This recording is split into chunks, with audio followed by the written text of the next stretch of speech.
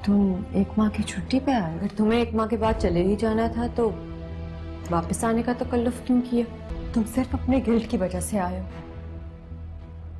ताकि तुम खुद को तसल्ली दे सको कि तुम एक अच्छे बाप और शौहर हो। अगर तुम्हें मेरी परवाह होती ना, तुम रिजाइन करके आते।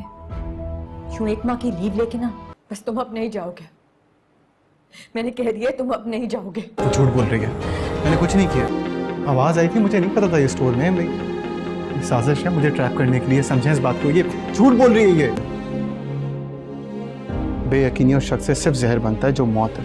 मेरी मोहब्बत में इतनी ताकत नहीं है कि आपकी ज़िंदगी में दूसरी मोहब्बतों के मुकाबले में आ सके। सारी जिंदगी मुझे यही लगा कि मुझसे ज्यादा और मेरी खुशी से ज्यादा अजीज आपके लिए कुछ नहीं है। इसलिए जा रहा हूँ इस कमरे से, इस घर से जा रहा हूँ। आपकी ज़िंदगी से निकल जाऊँ इतना हौसला नहीं है मेरे अंदर। और जिसे इतनी मुश्किल से हासिल किया उसे इतनी आसानी से खो नहीं सकता मैं जहाँ रहूंगी आप वहाँ खुशी खुशी रहें। तो जब आप बोलेंगे आपकी ज़िंदगी से निकल जाऊँ। लेकिन अब पता चला कि आपको इस घर से ज्यादा अजीज कोई नहीं है। आपके लिए मेरी मोहब्बत मेरी अना से बहुत ज़्यादा है। ख्याल रखिएगा अपना। बाबा की हालत कितनी खराब है, मैं इस हालत में उन्हें छोड़ के कैसे जाऊं?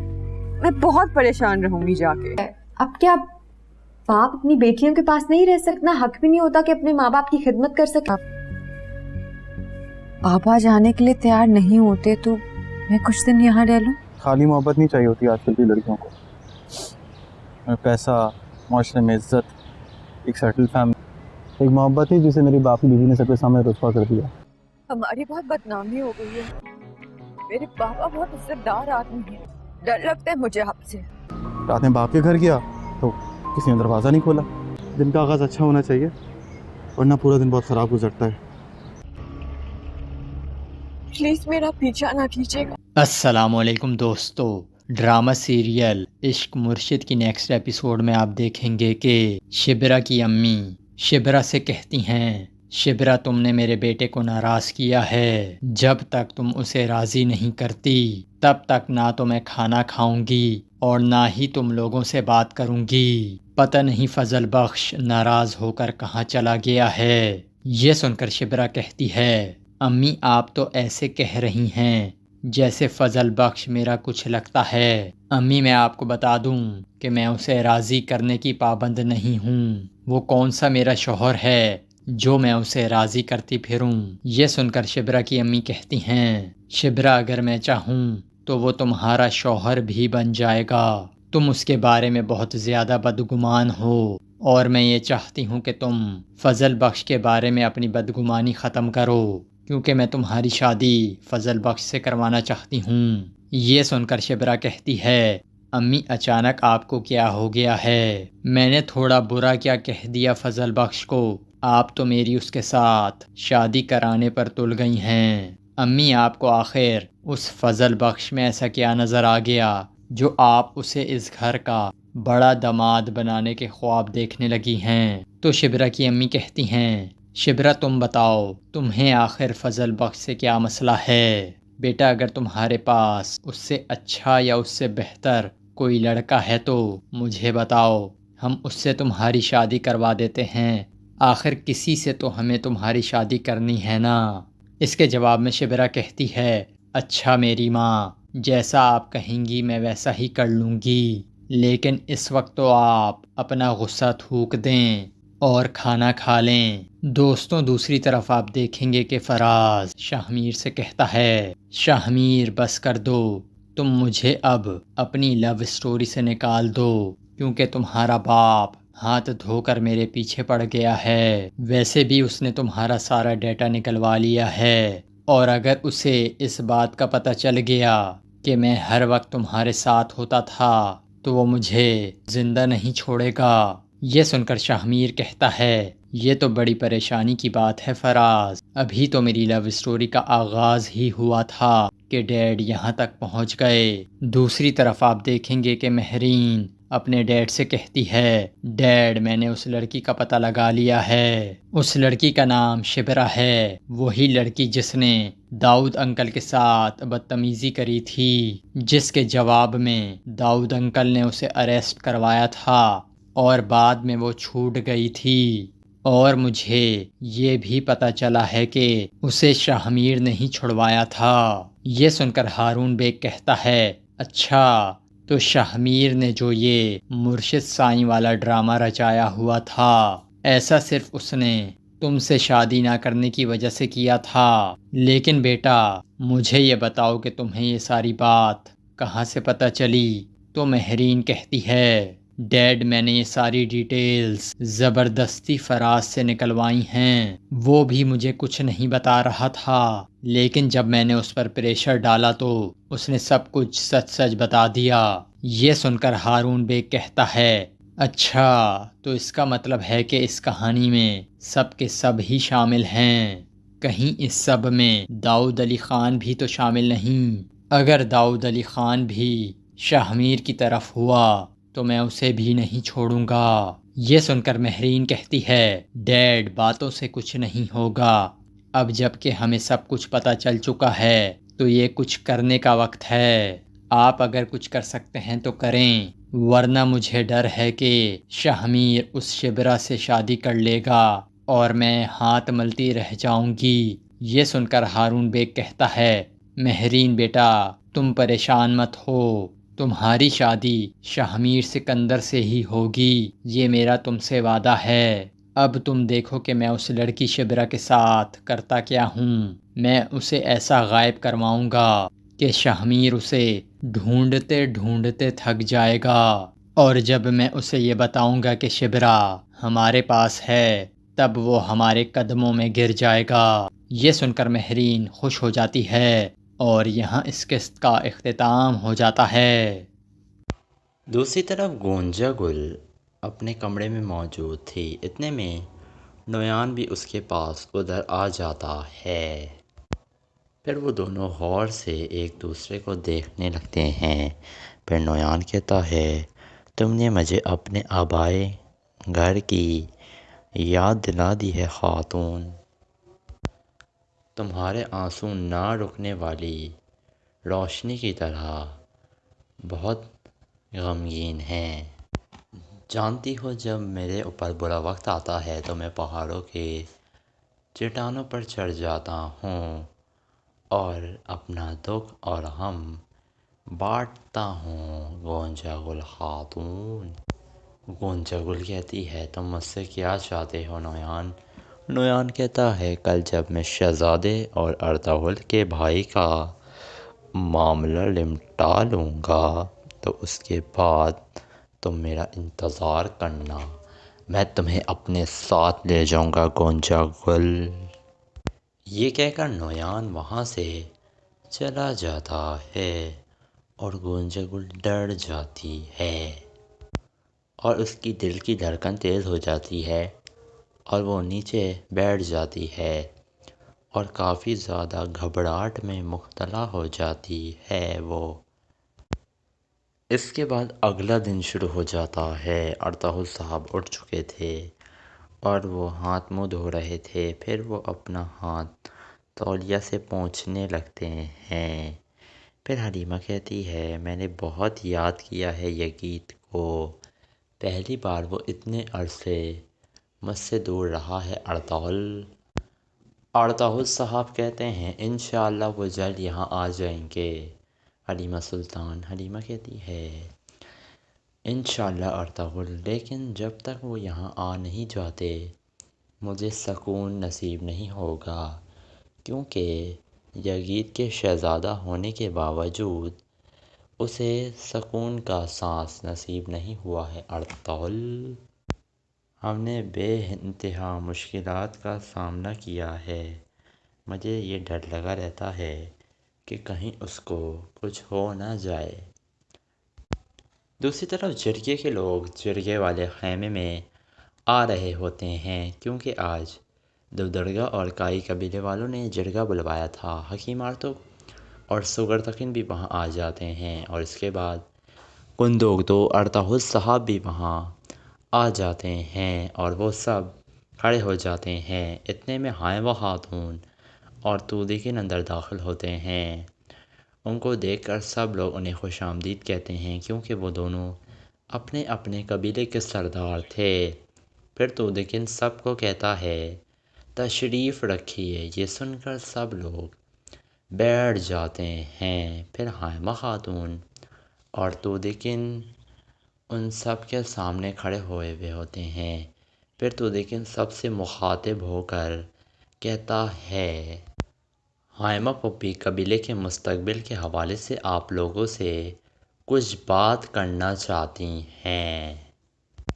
اگر مناسب ہو تو میں چاہوں گا کہ اس قبیلے کی سردار جو ہیں حائمہ خاتون، وہ اس جرگے کی سربراہی کریں کیونکہ یہ مجھ سے بڑی ہیں۔ حائمہ خاتون کہتی ہیں، بہت شکریہ آپ کا تو لیکن سردار۔ پھر وہ دونوں بیٹھ جاتے ہیں۔ پھر حائمہ خاتون کہتی ہیں، ساری تعریفیں اللہ کے لیے ہی ہیں جس نے ہمارے دلوں کو ایمان سے منور کیا، اور اللہ پاک ہمیں ہمیشہ انصاف پر قائم رکھیں۔ پھر حائمہ خاتون کہتی ہیں، بسم اللہ کرتے ہیں۔ اس طرح جرگے کا آغاز ہو جاتا ہے۔ پھر حائمہ خاتون کہتی ہیں، جرگے کے معززین لوگوں، آپ کا یہاں آنے کا بہت شکریہ۔ میں آپ کی تہہ دل سے شکر گزار ہوں۔ ہر قبیلے میں مسائل آتے رہتے ہیں لیکن اس کا حل نکالا جاتا ہے۔ سب سے پہلے دونوں قبیلے کے سپاہ سالار جو ہیں سپاہیوں کے کندوگدو صاحب، وہ کچھ کہنا چاہتے ہیں۔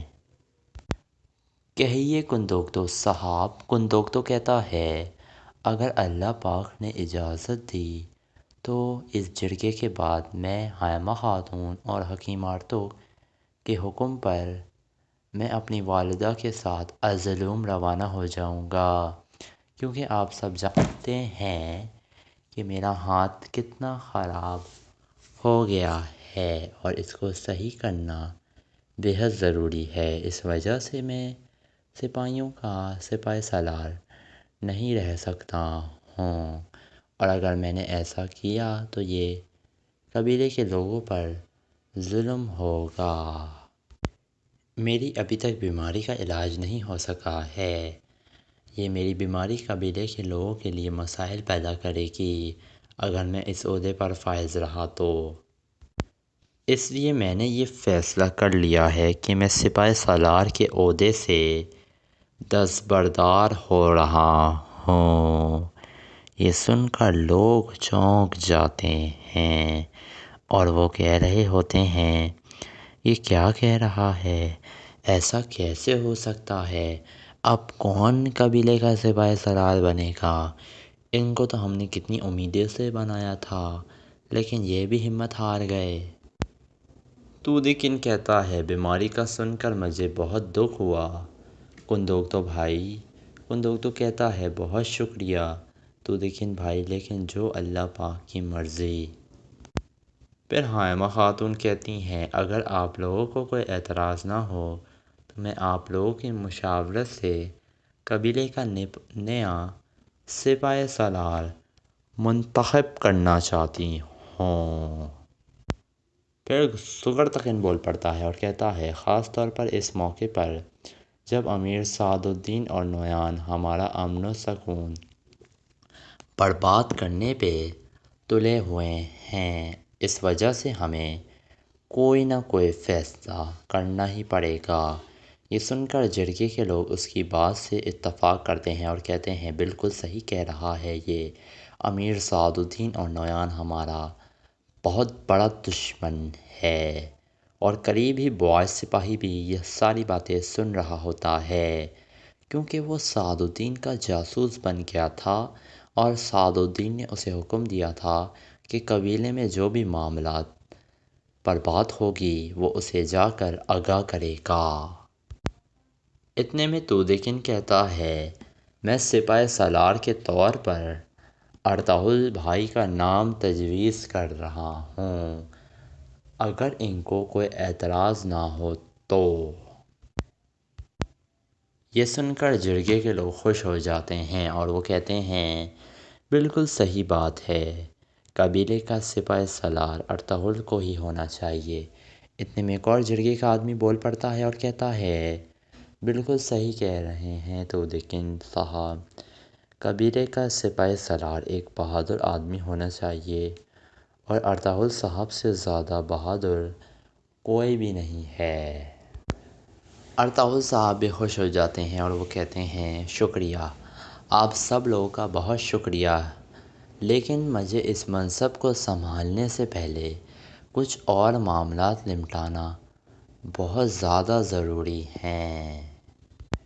پھر کندوگتو کہتا ہے ہم جانتے ہیں کہ ارطغرل صاحب پر بہت اہم ذمہ داریاں ہوتی ہیں، اس لیے اب میں نام تجویز جو کر رہا ہوں وہ میرا بھائی سوگرتکن ہے۔ یہ سن کر لوگ کہتے ہیں ہاں یہ بھی اچھا فیصلہ ہے، سوگرتکن صاحب ارطغرل صاحب کے بھائی ہیں اور انہوں نے سلطان کی بہت خدمت کی ہے، ہمیں یہ فیصلہ منظور ہے، یہ ہمارے قبیلے کے سپاہی سالار بالکل بن سکتے ہیں۔ اتنے میں حائمہ خاتون کہتی ہیں سوگرتکن صاحب آپ کچھ کہنا چاہتے ہیں؟ سوگرتکن ارطغرل کی طرف دیکھتا ہے تو ارطغرل صاحب ہاں میں سر ہلا دیتے ہیں۔ پھر سوگرتکن بول پڑتا ہے اور کہتا ہے اگر تمام معززین راضی ہیں تو میرے لیے یہ ذمہ داری باعث شرف ہوگی۔ یہ سن کر حائمہ خاتون کہتی ہیں کیا کسی کو کچھ کہنا ہے؟ اتنے میں ایک جرگے کا آدمی کہتا ہے اور کہتا ہے بالکل صحیح ہیں، کندوگتو صاحب اس منصب کے لیے بالکل مناسب شخص ہیں۔ پھر حکیم آرتوک بول پڑتا ہے اور کہتا ہے سوگرتکن صاحب اس منصب کو سنبھالنا قبیلے کی خوشحالی کا باعث بنے گا حائمہ خاتون۔ پھر ایک اور جرگے کا آدمی کہتا ہے بالکل، ہمیں سوگرتکن صاحب قبیلے کے سپاہی سالار کے طور پر قبول ہیں۔ تو دیکھیں کہتا ہے بالکل سوگرتکن صاحب اگر کائی قبیلے کے سپاہی سالار بن جائیں گے تو یہ ہمارے لیے شرف کی بات ہوگی حائمہ پھوپھی، شرف کی بات۔ پھر حائمہ خاتون کہتی ہیں سوگرتکن صاحب آپ کو یہ ذمہ داری مبارک ہو۔ سوگرتکن کہتا ہے بہت شکریہ آپ کا والدہ۔ پھر کندوگتو اور ارطغرل اپنے بھائی سوگرتکن کو سپاہی سالار بننے کی مبارکباد دیتے ہیں اور سوگرتکن بھی بہت زیادہ خوش ہو جاتا ہے۔ پھر سوگرتکن سب سے مخاطب ہو کر کہتا ہے میں آپ سب سے وعدہ کرتا ہوں حالات جتنے بھی مشکل ہوں، دشمن ہم پر حملہ آور ہو جائے اور وہ ہمیں اندر سے مار رہا ہو، میں ہمیشہ اپنے سپاہیوں کے ساتھ کھڑا رہوں گا اور ان کی رہنمائی کرتا رہوں گا۔ یہ سن کر جرگے کے آدمی بھی خوش ہو جاتے ہیں اور وہ کہہ رہے ہوتے ہیں بہت مبارک ہو آپ کو سوگرتکن صاحب، آپ کو بہت مبارک ہو کہ آپ کائی قبیلے کے سپاہی سالار بن گئے ہیں۔ سوگرتکن بھی بہت زیادہ خوش ہو جاتا ہے اور وہ بوئے سپاہی یہ ساری باتیں غور سے سن رہا ہوتا ہے کیونکہ وہ اب سعد الدین کا پالتو بن چکا تھا اور سعد الدین نے اسے کائی قبیلے کی جاسوسی کرنے کے لیے کہا تھا۔ دوسری طرف منگولوں کے ٹھکانے پر الو بلکہ جو تھا وہ مسلسل ڈھول بجا رہا ہوتا ہے۔ پھر نویان کہتا ہے اب وقت آ گیا ہے الو بلجے، ارطغرل، اس کی بیوی، اس کا ہونے والا بچہ اب میرے جال میں آہستہ آہستہ پھنستے چلے جائیں گے، کوئی بھی نویان سے بچ نہیں پائے گا الو بلگے اور ان کا خاتمہ ہو کر رہے گا اور سلیمان شاہ کے خاندان میں سے بھی کوئی بھی میری تلوار سے بچ نہیں پائے گا، میں ایک ایک کو چن چن کر ماروں گا۔ الو بلگے پوچھتا ہے اور کوپیک کا کیا ہوگا نویان؟ نویان کہتا ہے اسے سمجھنے دو کہ وہ جیت گیا ہے، جب وہ سمجھ رہا ہوگا کہ وہ فتح یاب ہو گیا ہے تو میں اس کا بھی سر قلم کر دوں گا۔ الو بلجے الو بلگے کہتا ہے بالکل، کوئی بھی شخص نویان سے غداری کرنے کے بعد زندہ نہیں رہ سکتا ہے۔ نویان بھی ہاں میں سر ہلاتا ہے اور کہتا ہے وقت آنے پر میں کوپیک کو بھی تانگت کے پاس ہی بھیج دوں گا۔ اس کی روح بھی تڑپے گی۔ پھر وہ اپنے سپاہی کو کہتا ہے آج ایک عظیم و شان دعوت کا اہتمام کرو، آج ایک خوبصورت مہمان ہمارے یہاں آئیں گے۔ یہ سن کر نویان کا سپاہی کہتا ہے جیسے آپ کا حکم نویان۔ اس کے بعد الو بلگے ڈھول بجانے لگتا ہے اور نویان اسے روک کر سب سے مخاطب ہو کر کہتا ہے جس زمینوں پر ہم نے ترکوں کا خون بہایا وہی ہمارا ملک ہوگا۔ یہی نعرے منگول لگانے لگتے ہیں۔ پھر نویان کہتا ہے چنگیز خان پر چلنے والوں میرے بہادروں، اب انتقام کا وقت ہے، ہم انتقام لیں گے، وقت آ چکا ہے انتقام کا۔ یہ سن کر نویان کے سپاہی پرجوش ہو جاتے ہیں اور نعرے لگانے لگتے ہیں ہم انتقام لیں گے، ہم انتقام لیں گے، ہم نویان کی خاطر اپنی جان دے دیں گے، ہم اپنا ملک لے لیں گے، انتقام انتقام کے نعرے لگانے لگتے ہیں اور الو بلگے مسلسل ڈھول بجا رہا ہوتا ہے۔ دوسری طرف قبیلے میں جرگہ جاری تھا تو دکن کہہ رہا تھا ہمارے سامنے جو امتحان آئے ہیں انہوں نے ہمیں بہت مضبوط بنا دیا ہے، ہمیں مشکلات سے نمٹنے کا راستہ دکھا دیا ہے اور ہمیں سکھایا ہے کہ ہمیں کیسے مشکلات پر قابو پانا ہے اور پھر سے ایک متحد اور مضبوط ہو کر کھڑا ہونا ہے۔ اتنے میں جرگے کے لوگ کہتے ہیں تو دکن صاحب بالکل صحیح کہہ رہے ہیں، دوست اور ہمارے دشمنوں کو سمجھ آ گئی ہے یہ بات کہ کائی قبیلہ اور دو درگا قبیلے کو کوئی بھی ہرا نہیں سکتا ہے، ہم دونوں اکٹھے ہو کر بہت زیادہ طاقتور ہو چکے ہیں۔ اتنے میں کنتوکتو کہتا ہے اب وقت آ گیا ہے کہ ہم ہجرت کے لیے اپنی حکمت عملی واضح کر لیں۔ میری نظر میں سب سے اچھی جگہ ہجرت کرنے کے لیے وہ اہلت ہے۔ اہلت کے پہاڑ بہت بڑے ہیں اور وہاں پر زرخیز زمین ہے جہاں پر ہمارے مویشی پیٹ بھر کر اور ڈٹ کر کھانا بھی کھا سکتے ہیں۔ سلطان کے فتح کیے گئے علاقوں سے ہمارے لیے تجارت کرنا بھی آسان ہو جائے گا۔ یہ سن کر جرگے کے لوگ آپس میں چیمگوئیاں کرنے لگتے ہیں اور کہتے ہیں بالکل صحیح کہہ رہا ہے کنتوکتو، ہمیں اہلت ہی جانا چاہیے۔ پھر تودکن بھی کہتا ہے اہلت وہ تجارتی راستے کے بیچ میں قائم ہے، میں بھی کنتوکتو صاحب کی اس بات سے اتفاق کرتا ہوں۔ یہ سن کر جرگے کے لوگ بھی کہتے ہیں اللہ کے حکم پر ہم چلنا چاہتے ہیں بھائی، وہ راستہ پرسکون بھی ہے اور غداروں سے پاک بھی ہے، وہاں ہمیں کوئی بھی نقصان نہیں پہنچا سکتا ہے، ہم بالکل اہلت جائیں گے اور وہاں اپنا قبیلہ آباد کریں گے اور اپنی نسلوں کو پروان چڑھائیں گے۔ ہم وہاں جا کر اپنے خیمے لگا لیتے ہیں، بزرگ اور بچے بعد میں آ جائیں گے۔ تودکن بھی ہاں میں سر ہلا دیتا ہے۔ پھر حائمہ خاتون کہتی ہیں کیا کسی کو کچھ اور کہنا ہے؟ ارطغرل صاحب کہتے ہیں میں آپ کی اجازت سے کچھ کہنا چاہتا ہوں والدہ۔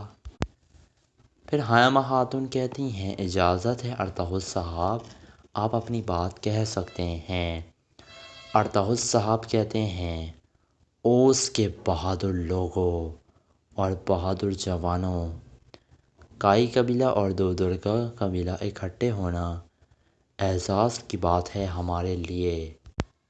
میں سارے فتنوں سے واقف ہوں اور جنگ کے دوران میں نے بہت سی باتیں سیکھی ہیں، اور میں نے ایک چیز سیکھ لی ہے کہ ہجرت ہم اپنے ریوڑوں کے لیے نہیں کرتے ہیں بلکہ اپنی تقدیر کے لیے کرتے ہیں۔ یہ سن کر جرگے کے لوگ حیران ہو جاتے ہیں اور وہ کہتے ہیں یہ مقدس راستہ کیا ہے ارطغرل سردار؟ کیا ہم ریوڑوں کے لیے ہجرت نہیں کرتے ہیں؟ آپ کا مقصد کیا ہے؟ ارطغرل صاحب آپ ہمیں بتائیے، آخر آپ کہنا کیا چاہتے ہیں؟ ارطغرل صاحب کہتے ہیں یہ راستہ ہمارے لیے ہجرت کا راستہ ہے، اور جو لوگ جنت میں اپنا اعلیٰ مقام رکھنا چاہتے ہیں وہ ہے یہ راستہ۔ اگر ہم اپنے ریوڑوں کے پیچھے چلتے رہے، نہ ہی ہماری روایت باقی رہے گی اور نہ ہی اوس خاندان۔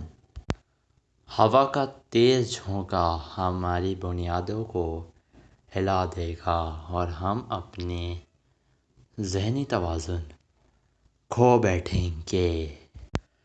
تودقین کہتا ہے آپ بہادروں کو امید ہے ارطغرل صاحب، آپ ہمارے جنگجوؤں کے ہیرو ہیں، آپ ہمارے سب کے پسندیدہ ہیں، لیکن آپ جو کہہ رہے ہیں کہ ہم منگولوں کے خلاف چلیں اور اس راستے پر چلیں جس پر خطرے ہیں، تو یہ کیا صحیح راستہ ہے ارطغرل صاحب؟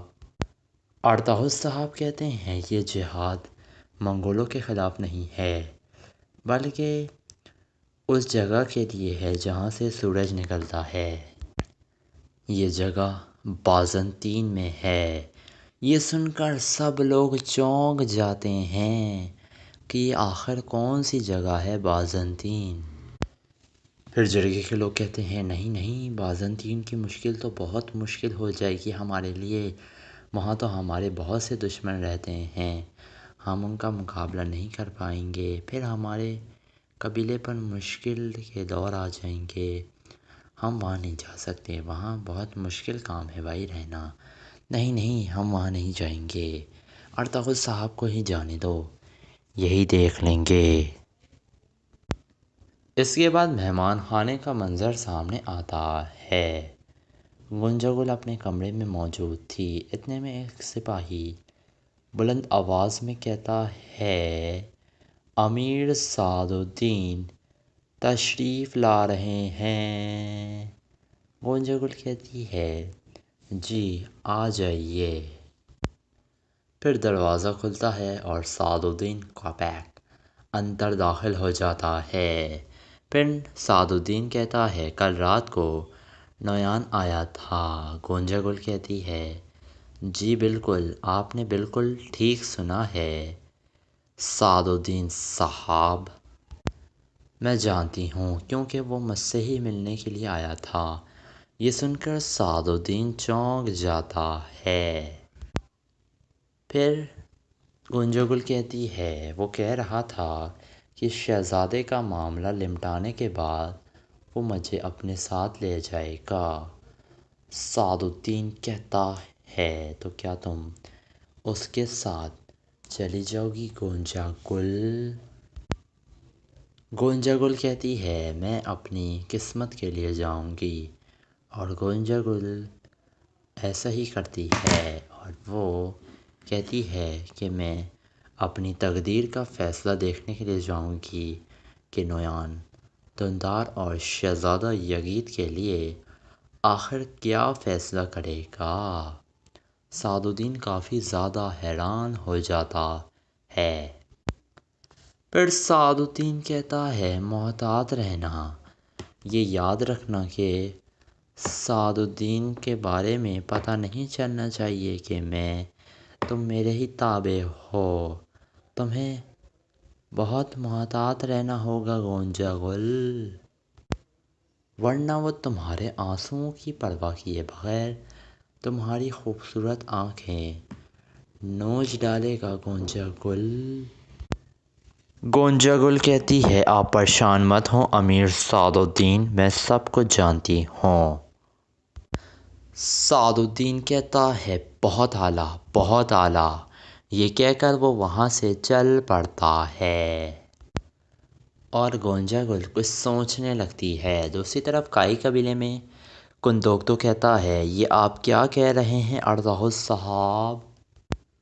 کیا آپ چاہتے ہیں کہ ہم اپنے قبیلے کے لوگوں کو دوبارہ مشکلات میں کھڑا کر دیں؟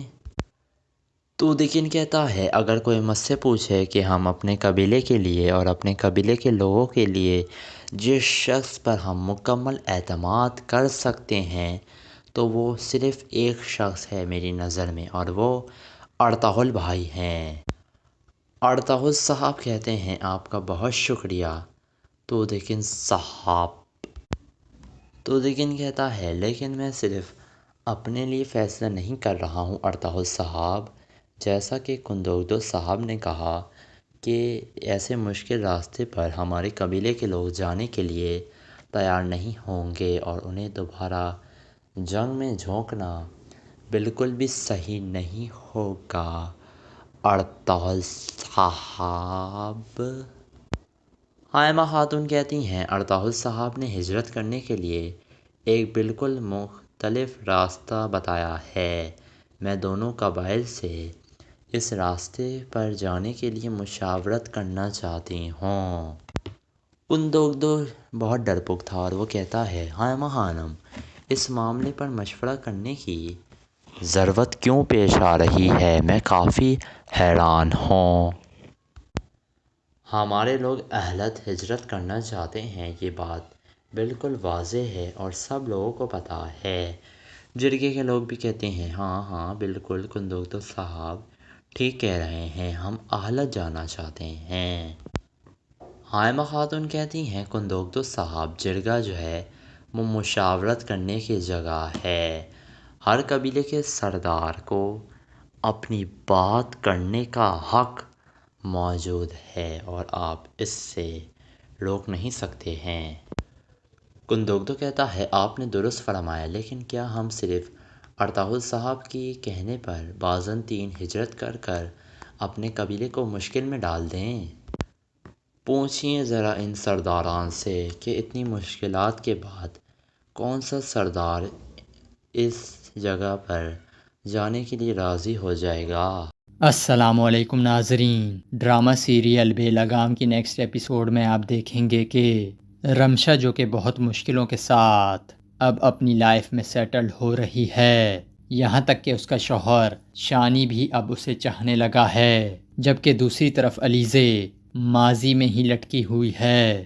جب اسے یہ بات معلوم ہوئی کہ افنان رمشا کے گھر گیا تھا تو وہ افنان سے سخت ناراض ہو جاتی ہے۔ اس کے بعد آپ دیکھیں گے کہ افنان اسے منانے کے لیے آفس آتا ہے۔ اگر اسے علیزے کی پرواہ نہ ہوتی تو وہ اسے یہاں منانے نہ آتا۔ ناظرین اس کے بعد آپ دیکھیں گے کہ کچھ وقت گزرنے کے بعد اچانک رمشا کی برتھ ڈے آ جاتی ہے تو شانی اپنی بہن اور افنان کے ساتھ مل کر رمشا کی برتھ ڈے سیلیبریٹ کرتا ہے۔ ناظرین دراصل شانی رمشا کو یہاں پر سرپرائز دیتا ہے، سبھی بہت زیادہ خوش ہوتے ہیں سوائے علیزے کے، جبکہ علیزے کی ماں تو موقع کی نزاکت کو سمجھ ہی جاتی ہے، مگر علیزے نہ تو سمجھتی ہے اور نہ ہی سنبھلتی ہے۔ وہ رمشا اور اس کے شوہر کو خوش دیکھ کر بہت زیادہ جیلس ہوتی ہے۔ علیزے سے یہ بات بالکل بھی برداشت نہیں ہوتی کہ اس کے گھر میں رمشا کی برتھ ڈے سیلیبریٹ کی جا رہی ہے۔ رمشا اس برتھ ڈے سرپرائز کی وجہ سے بہت زیادہ خوش ہوتی ہے، لیکن علیزے کو یہ بالکل بھی برداشت نہیں ہوتا کہ رمشا خوش ہو رہی ہے۔ پھر وہ رمشا کے پاس آ کر طنز کرتے ہوئے کہتی ہے زیادہ خوش ہونے کی ضرورت نہیں ہے رمشا۔ یہ سن کر رمشا کہتی ہے میں کیوں خوش نہ ہوں، سب نے اتنا اچھا انتظام کیا ہے میری برتھ ڈے کے لیے۔ تو علیزے کہتی ہے مجھے سب کا تو معلوم نہیں، لیکن ہاں افنان تم سے بہت زیادہ محبت کرتا ہے۔ افنان جو کہ سامنے کھڑے ہو کر یہ ساری بات سن رہا ہوتا ہے، اسی وقت علیزے کے پاس آتا ہے اور اس سے کہتا ہے خاموش ہو جاؤ علیزے، اگر یہ بات شانی نے سن لی تو اچھا نہیں ہوگا۔ علیزے اگر یہ بات شانی کو پتہ چل گئی تو رمشا کی زندگی برباد ہو جائے گی۔ یہ سن کر علیزے چلاتے ہوئے کہتی ہے افنان تمہیں بڑی ہمدردی ہو رہی ہے اپنی محبوبہ سے۔ یہ سن کر افنان شدید غصے میں آ کر علیزے کو مارنے کے لیے اس پر ہاتھ اٹھا دیتا ہے کہ اتنے میں رمشا اسے روک دیتی ہے، جبکہ علیزے وہاں سے چلی جاتی ہے۔ اس کے بعد آپ دیکھیں گے کہ علیزے شانی کے پاس آ کر اسے بتاتی ہے شانی تمہاری بیوی رمشا میرے شوہر افنان کی ایکس لور ہے۔ یہ سنتے ہی شانی پر تو جیسے سکتہ طاری ہو جاتا ہے اور یہاں اس قسط کا اختتام ہو جاتا ہے۔